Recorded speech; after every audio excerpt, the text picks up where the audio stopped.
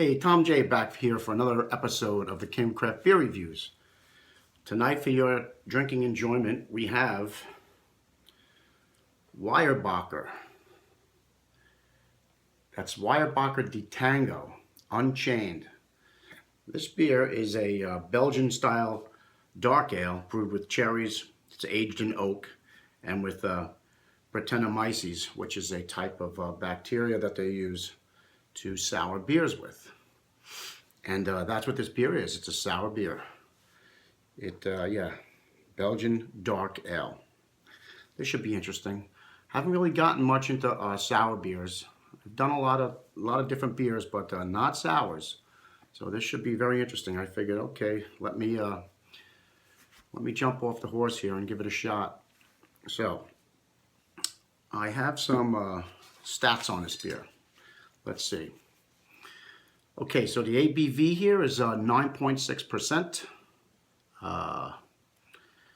There is no IBUs found. I couldn't find an IBU for this beer.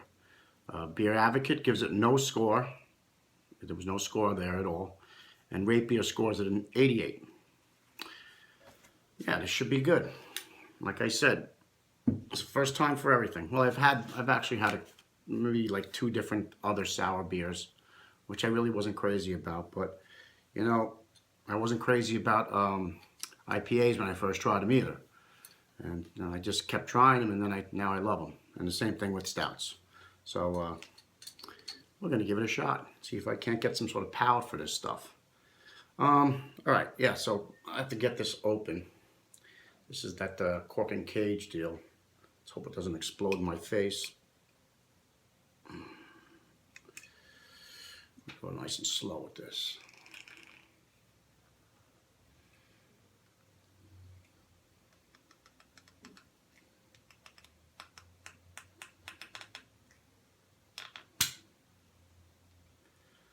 Ah, very good. That worked out.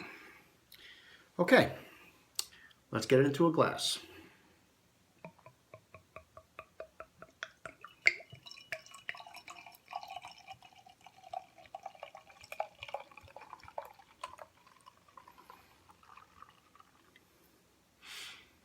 All right, so let's see, in the glass, not much of a head here, maybe a half a finger of a creamy looking tannish head. It's got a little chill haze on it. Get it up to the light. It looks to be a nice amber, reddish amber color. You got some nice carbonation streaming up from the middle. It's a beautiful beer, except for the lack of head, but it's still a beautiful beer. Let's see if you can see that there. Very nice. See the colors? Yes, should be good. Okay, let's get a nose on this.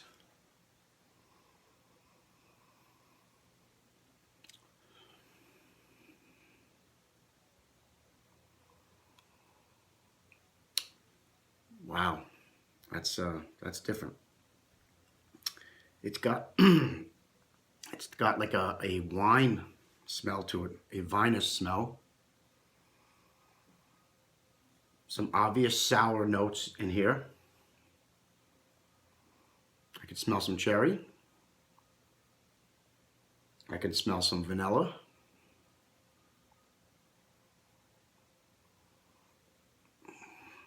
And a little bit, I smell some alcohol in here. And a little bit of malt. Just one more shot here. Yeah. Wow, it's different. All right, let's give it a taste. Give it a shot.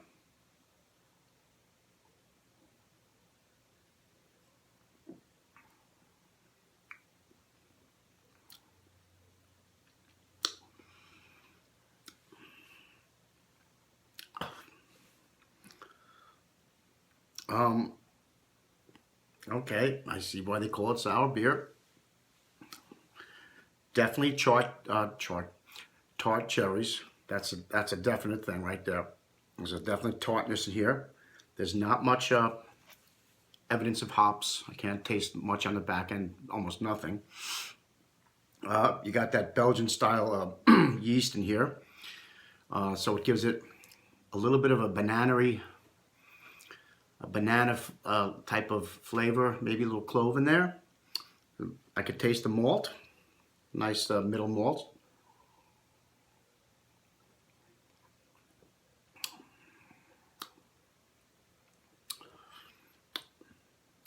Yeah, it's definitely that's definitely different. I don't know how to explain this. It really reminds me of almost like a champagne.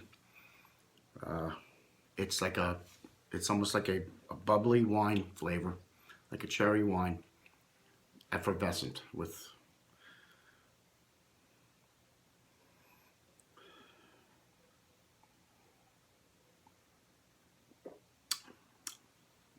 I don't really know where to go with this. It's very odd. It doesn't really taste like beer. Um, it's extremely sour. I don't know. I can't see me really getting used to that at all. That's not something that I can drink a lot of at all. It's not going down very easily. I'm gonna be honest with you. It's eek. I don't know. Uh, Dominating cherry tartness. I'm gonna give you a mouthfeel on this. I want to keep going on about the sourness.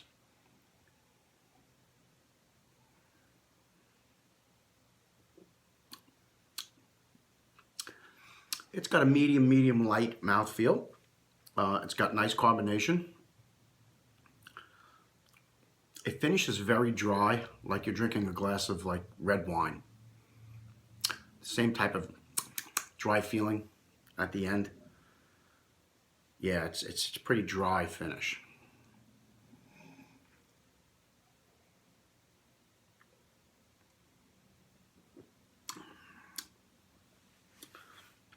I'm picking up some dark fruits, just hints of them. Maybe some raisins, some dates. It's pretty hard to single out, excuse me, different flavors with such a tartness going on. Basically it's cutting right through everything, and it's blocking a lot of the aroma and taste.